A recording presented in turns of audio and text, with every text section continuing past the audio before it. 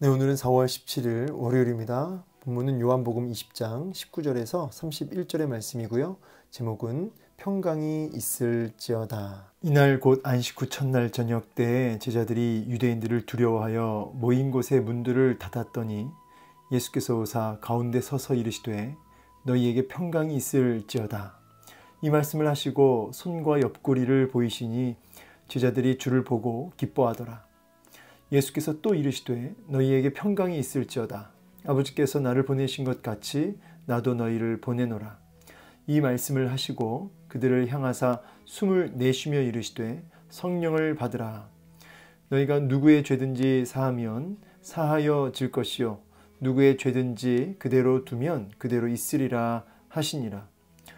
12 제자 중에 하나로서 디두모라 불리는 도마는 예수께서 오셨을 때에 함께 있지 아니한지라. 다른 제자들이 그에게 이르되 우리가 주를 보았노라 하니 도마가 이르되 내가 그의 손에 못자국을 보며 내 손가락을 그 못자국에 넣으며 내 손을 그 옆구리에 넣어보지 않고는 믿지 아니하겠노라 하니라. 여드레를 지나서 제자들이 다시 집안에 있을 때에 도마도 함께 있고 문들이 닫혔는데 예수께서 오사 가운데 서서 이르시되 너희에게 평강이 있을지어다 하시고 도마에게 이르시되 내 손가락을 이리 내밀어 내 손을 보고 내 손을 내밀어 내 옆구리에 넣어보라. 그리하여 믿음 없는 자가 되지 말고 믿는 자가 되라. 도마가 대답하여 이르되 나의 주님이시요 나의 하나님이시니이다. 예수께서 이르시되 너는 나를 본고로 믿느냐. 보지 못하고 믿는 자들은 복되도다 하시니라. 예수께서 제자들 앞에서 이 책에 기록되지 아니한 다른 표적도 많이 행하셨으나 오직 이것을 기록함은 너희로 예수께서 하나님의 아들 그리스도이심을 믿게 하려 함이요 또 너희로 믿고 그 이름을 힘입어 생명을 얻게 하려 함이니라. 아멘. 네, 오늘 본문을 통해서 또 우리에게 말씀하시는 주님의 음성 듣고 같이 은혜 나누기 원합니다. 자, 이제 부활하신 주님이 제자들에게 나타나신 사건을 본문에서 보게 되는데요. 본문은 크게 우리 세 단락으로 나눠볼 수 있겠습니다. 19절에서 23절 부활하신 예수님과 제자들과의 그 첫 만남이 이루어지고 있고요. 그리고 이제 24절에서 29절은 부활하신 예수님께서 도마에게 그 부활의 증거를 보이십니다. 그리고 마지막 30절에서 31절은 이 복음서 요한복음의 기록 목적이 언급되어 있죠. 이렇게 해서 사실상 20장을 끝으로 마치 요한복음이 끝난 것처럼 이렇게 마무리를 짓습니다. 그리고 이제 21장에 마치 부록과도 같은 형태로 이제 21장이 추가적으로 나오는데요. 그 부분은 이제 21장 이야기하면서 나누도록 하고요. 자, 여기 부활하신 예수님께서 제자들과 첫 만남을 갖는데 다른 그 공관복음서 마태, 마가, 누가 복음을 비교해서 보면은 첫 만남은 아니에요. 그러니까 이제 엠마오로 가는 두 제자도 만났고 베드로와도 개인적인 만남이 있었습니다. 그리고 나서 지금 이제 오늘 본문이 나오는 건데, 그러니까 여기서 첫 만남이라고 하는 것은 이제 제자들이 단체로 있을 때, 단체로 모여 있을 때의 첫 만남이다. 이렇게 이해하시면 좋을 것 같습니다. 자, 제자들이 단체로 이제 모여 있는데 어떤 모습으로 하고 있냐면 이제 두려워서, 유대인들이 두려워서 굉장히 이렇게 숨어 있는, 문을 닫고 숨어 있는 모습을 이제 보게 됩니다. 이제 그도 그럴 것이, 지금 예수님은 지금 이제 반역자로 어떤 정치범으로, 그리고 이제 어떤 그 로마에게 도전을 하고 있는 이제 그런 모양새로, 이제 사실은 그런 제목으로 돌아가신 거기 때문에 언제든지 이 제자들도 타깃이 될 수 있죠. 산헤드린 공의원 입장에서도 이제 아예 뿌리채 뽑아야겠다, 이 세력들을. 이러한 의도로 얼마든지 제자들을 이제 체포하고 잡아갈 수 있는 거죠. 이러한 상황 속에서 제자들은 이제 두려운 나머지 그 문을 굳게 닫고 숨어 있는 가운데 있습니다. 이들의 모습을 이제 보면 주님이 함께 하셨고 가르치셨고 또 예고하셨죠. 이제 이런 일이 있을 것이다. 그러나 담대하라고. 근데 이제 그 모든 메시지들이 지금 기억나지 않아요. 그러니까 배웠는데, 그렇게 배웠는데 다 까먹고 그 환경과 상황의 그 두려움에 딱 갇혀가지고 문을 굳게 닫고 두려움 속에 그렇게 절망하고 있는 모습을 보게 됩니다. 자, 이제 이 모습을 이제 우리가 좀 적용적으로 얘기하자면 우리도 이렇게 말씀을 배우죠. 말씀을 배우고 또 알아들어요. 그 설교 시간에도 머리를 끄덕끄덕 합니다. 다 알아듣겠어요. 그리고 이제 아멘 하기도 하고 심지어 어떤 경우 눈물도 흘리죠. 근데 이 제자들처럼 그 고난의 현장 한복판에 딱 왔을 때 머리에 계산이 탁탁탁 되는 거죠. 머리에 계산이 탁탁 되면서 이제 두려움이 밀려오고 문을 닫고 증인의 사명을 감당하기는커녕 그렇게 문을 닫고 두려움 속에 떨고 있는 이 모습, 알고 있지만 안 되는 이런 모습들이 우리의 삶 속에도 있습니다. 이건 조금 다른 예라고 할 수 있는데, 저가 이제 자녀 양육 관련해서 관심이 많아서 이제 사역하면서도 이제 어머니 학교 같은 거를 한 적이 있는데, 이제 전문가를 통해서 배워요. 여러 가지 자녀들을 양육할 때 참 지혜롭게 양육하는 방법이 뭔지에 대해서 배웁니다. 그런데 그런 지혜와 그런 지식에 대해서 어떻게 해야 되는지 알려줘요. 자녀들 뭐 사춘기 자녀 때는 이렇게 해야 되고, 뭐 자녀들이 이렇게 반항할 때는 어떻게 훈계해야 되고, 이런 것들을 제가 이제 선생님을 통해서 배운단 말이죠. 자, 그런데 알고 있지만 이제 막상 이제 자녀랑 이제 부대끼는 순간이 왔을 때, 막 이렇게 그 부딪히는 순간이 왔을 때 알고 있는 지식을 활용하고 적용하는 것과 이건 또 다른 문제다 이 말이죠. 알고 있는 것이 적용되려면 어떻게 될까요? 그러니까 제가 봤을 때 이 알고 있는 것이 작동되려면 힘이 있어야 된다는 거죠. 힘이 있어야 된다. 뭐 다르게 표현하자면 뭐 여유라고 해야 될까요? 그 마음의 여유? 마음의 여유가 있을 때는 알고 있는 걸 적용해 보려고 해요. 근데 이제 여유가 없고 저도 피곤하고 예민하고 막 팍팍해지면 알고 있는 것이 활용될 수가 없는 거죠. 물론 이제 뭐 좀 그나마 나은 부분도 있겠지만 알고 있는 게 있으니까. 어쨌든 이제 알고 있는 그 지식과 지혜들이 잘 활용되려면 힘이 있어야 된다. 지금 제자들은 알고 있지만 전혀 활용되지 않고 그 배운 진리들이 적용되지 않고 있어서 두려움 속에 갇혀 있습니다. 닫혀 있습니다. 이게 언제 해방되냐면 이 힘이 성령님 오시고 나서 오순절 성령 강림 사건 이후에 이제 완전히 바뀌는 거죠. 그 마음에 뭐가 들어가죠? 성령님을 통해서 새 힘이 공급되어지면서 이제는 알고 있던 진리들이 막 이제 구체적으로 열매 맺게 되는 모습 보게 됩니다. 그래서 힘도 이 힘이라고 하는 것이 우리 성도들에게는 다른 것이 아니라 성령의 충만함이라 말씀드릴 수 있습니다. 그래서 성령이 너희에게 임하시면 너희가 권능을 받고 예루살렘과 온 유대와 사마리아와 땅끝까지 이르러 내 증인이 되리라. 그러니까 성령이 임하실 때 우리가 증인의 삶을 감당할 수 있는 거죠. 지금 제자들은 이제 알고 있지만 안 되는 그런 상황 속에 지금 물론 이제 알고 있다라고 해도 온전히 깨닫지 못하고 있죠. 이것도 이제 성령님이 오시면 이제 밝히 깨달아지는 것입니다. 자, 이렇게 두려움 속에 닫혀 있는 이들, 그들에게 주님이 가운데 서서 이르시되, 완전히 이제 그 공간 이동이죠. 이제 문이 닫혀 있는데 주님께서 벽을 통과하신 거죠. 그리고 제자들 가운데 서 있으니까 여긴 안 나와 있지만 누가복음인가요? 그 제자들이 두려웠다고 그러죠. 이게 유령인 줄 알았던 거죠. 유령, 귀신. 그러니까 이제 막 두려워 떠니까 주님이 약간 책망하세요. 그러면서 내가 예수다라고 이제 보여주시죠. 오늘 말씀처럼 그 손과 옆구리를 보여주시면서 나다라고 주님이 제자들에게 말씀하시죠. 주님이 오셔서 첫 하는 말씀이 뭐냐면 평강이 있을지어다.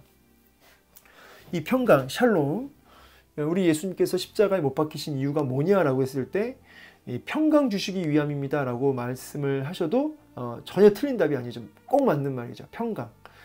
이 평강이 뭐냐, 샬롬이 뭐냐, 안식이 뭐냐. 우리 창세기에 보면 안식일이 있죠. 안식일. 안식일을 제정하신 이유가 뭐냐면 하나님께서 뭐 천지 창조하시고 너무 힘들다, 진짜 힘들다 하면서 안식일을 제정하셔서 쉬기 위해 만든 게 아니고, 안식일을 제정하심을 통하여 인간들에게 진정한 안식이 바로 하나님께로부터 주어진다는 사실을 이제 인간들로 하여금 알도록 안식일을 제정하신 거죠. 그래서 안식일 날을 통해서 하나님께로부터 안식이 오는구나, 이런 것들을 이제 깨닫게 하시는 거고요. 그리고 그 안식일이 이제 뒤로 와서 이제 뭐 안식일, 뭐 희년, 이제 구약의 율법에 이런 것들이 많이 나오죠. 이제 이것이 이제 궁극적으로는 우리 예수 그리스도를 통해 성취되는 것이죠. 인자는 안식일의 주인이니라. 참된 안식이 바로 예수 그리스도를 통해서 우리에게 주어지는 것입니다. 좀 더 구체적으로 얘기하자면 우리의 안식을, 우리의 평강을 무너뜨리는 게 뭐죠? 예, 본질적으로 죄와 사망의 권세, 어둠의 권세, 이런 것들이죠.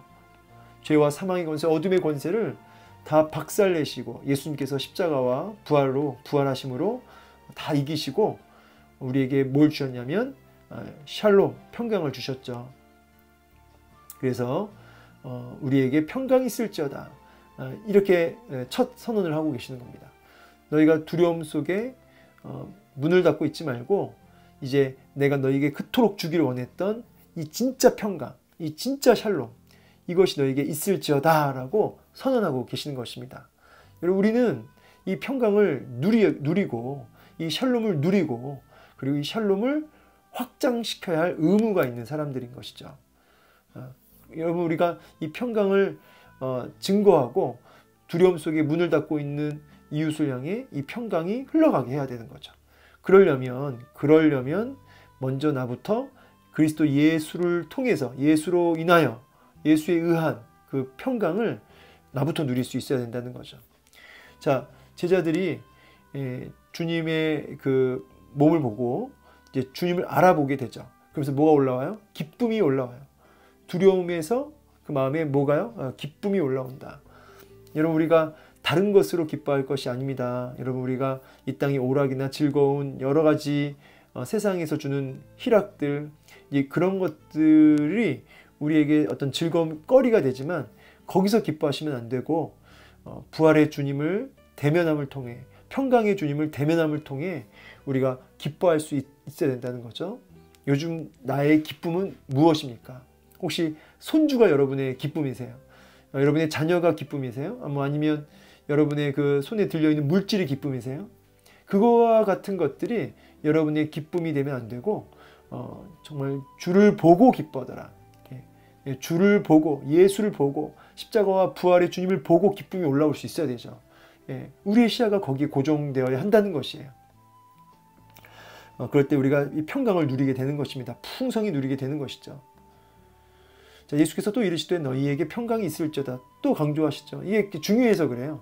지금 오늘 본문이 평강을 지금 계속 이렇게 반복해서 얘기를 하시잖아요. 평강이 있을지어다. 그러니까 이만큼 이 평강이 오늘 본문의 핵심 키워드라고 이제 말씀드릴 수 있습니다. 평강. 오늘 하루 살아가시면서 정말 주님이 주시는 기쁨, 주님이 주시는 샬롬을 내가 누리고 있는지, 아니면 두려움 속에 문을 닫고 있는지, 불안 속에 문을 닫고 있는지 돌아보셔야 되는 거죠. 확인하셔야 되는 거죠.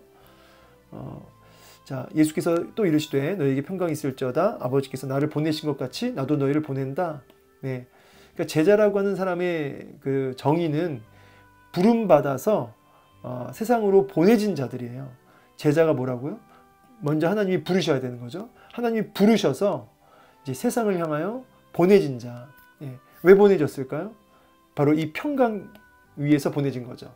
평강을 누리는 자로 부름받아서 이제 평강을 이제 전하는 자로 보내진 것입니다. 자, 그러시면서 이제 이런 평강을 누리며 평강을 전하는 그런 부름받고 보냄받은 제자의 사명 감당하려면 뭐가 필요하다고요? 힘. 바로 물론 이제 성령님은 이제 에너지나 힘으로 표현하면 안 되겠죠. 이것도 성부와 성자와 성령 하나님이라고 해가지고 인격적인, 분명히 성부와 성자와 성령의 그 동일한 인격 되시는 하나님 되십니다. 성령 하나님. 그런데 이제 성령님의 주된 역할이 적용케 하신다 이 말이에요. 적용케 하신다. 이제 그런 의미로 이해하시면 좋을 것 같아요. 자, 그래서 숨을 내쉬며 성령을 받으라. 자, 근데 이제 이 말씀을 읽는데 연결되는 성경 인용 구절이 뭐냐면 마치 그 아담을 이제 흙으로 빚으시고 나서 그 코에 생기를 훅 불어넣으실 때 생명이 되었죠. 또 그런가 하면 에스겔 37장에 마른 뼈 환상이라고, 마른 뼈 가운데 이렇게 성령님이 임하시는 가운데 여호와의 군대로 이렇게 세워지는 모습 보거든요. 이제 그런 구약의 메시지들과 연결시켜서 보시면 좋을 것 같아요. 오늘도 이 성령님이 우리 가운데 임하시는 중에 마른 뼈 같은, 정말 흙과 같은, 티끌 같은 우리 존재가 정말 여호와의 군대로 세워져 가는 역사, 그것이 이제 성령의 임재를 통해서 비로소 가능해진다. 그래서 성령을 받아야 된다는 거죠. 이제 물론 이 22절에 대한 성취는 오순절날 이제 일어나는 거죠. 이때 이제 성령 받았다 이렇게 끝내버리면은 이제 뭐가 문제 되냐면, 여기 도마도 없잖아요. 12제자 중에 도마는 이제 뒤에 나오잖아요. 그러니까 이제 이 성령을 받으라 이 부분은 이제 성령에 대한 약속 성취의 시작으로 오순절 성령 강림 때 이게 이제 구체적으로 시작되는 거죠. 성취가 되는 거죠. 여기는 이제 성령을 받으라 하면서 이제 성령의 역사가 임할 것에 대한 선언인 것이죠. 시작인 것이죠. 그래서 성령이 임재하신 역사는 언제라고요? 오순절 다락방에서 제자들이 120문도가 기도하는 중에 성령이 이제 임하시는 그 역사를 보게 됩니다. 이제 그때 이제 성취가 되는 거고, 그 이후로 이제 성령님께서 지금 저 여러분 가운데도 임하신 거죠. 자, 너희가 누구의 죄든지 사하면 사해질 것이요 누구의 죄든지 그대로 두면 그대로 있으리라 하시니라. 이거를 이제 천주교 다니시는 분들처럼 문자적으로 해석하면 안 돼요. 그래서 뭐 고해 성사 같은 그런 거 있잖아요. 신부님이 죄 얘기하면 신부님이 듣고 이렇게 거기에 대한 여러 가지 그 용서를 해주면서 그 용서받기 위한 어떤 행위를 이렇게 명령합니다. 그럼 그렇게 하면 되는 거예요. 근데 이제 그렇게 하는 그 근거 구절이 여기 죄를 사하면 사하여진다라고 하는 이런 이제 구절을 문자적으로 그대로 받으니까 이제 교회가 아니면 어떤 신부님이 죄를 사하는 권세가 있다, 이렇게 이제 오해가 되는 거죠. 제자도, 교회 자체도 그들 자체가 무슨 죄를 사할 수 있는 어떤 능력이 있는 건 아니고요. 네, 제자들이 증거하는 예수, 제자들이 증거하는 그 복음, 제자들이 증거하는 그 십자가와 부활의 복음을 통해서 뭐가 됩니까? 죄가 사해진다는 그런 의미로 이해하시면 좋을 것 같습니다. 그래서 한 사람이, 한 죄인이 다른 한 죄인을 용서한다고 용서가 되는 게 아니고요. 나도 너도 똑같은 죄인인데, 나도 내게 있는 그 예수, 내게 있는 그 예수를 통해 내가 죄사함 받았고, 그 예수를 내가 전할 때 그도 죄사함 받게 된다는 의미로 이해하시면 좋겠다 이 말입니다. 이게 이제 아까 그 평강 얘기한 거랑 똑같아요. 내가 평강을 맛보고 그 평강의 복음을 전할 때 그도 뭘 얻게 돼요? 죄사함 받고 평강을 누리게 되는 거죠. 이런 그 이제 사명을 우리에게 주셨다, 이 말씀인 거죠. 그래서 우리가 누구의 죄든지 그대로 두면 그대로 있으리라. 우리가 이제 복음을 전하지 않으면 소용이 없는 거죠. 그러니까 우리가 이 십자가 복음을 통해서 그가 죄사함을 얻는, 그렇죠? 근데 복음을 전하지 않으면 안 되는 거예요. 우리에게 그런 막중한 사명이 있다는 지금 말씀을 하고 계시는 겁니다. 12제자 중 하나로서 디두모라 불리는 도마, 그 유명한 도마가 나옵니다. 도마. 이 도마 선생님 굉장히 그 무시하는 분들이 있는데, 지금 이제 도마가 그 함께 있지 않았어요.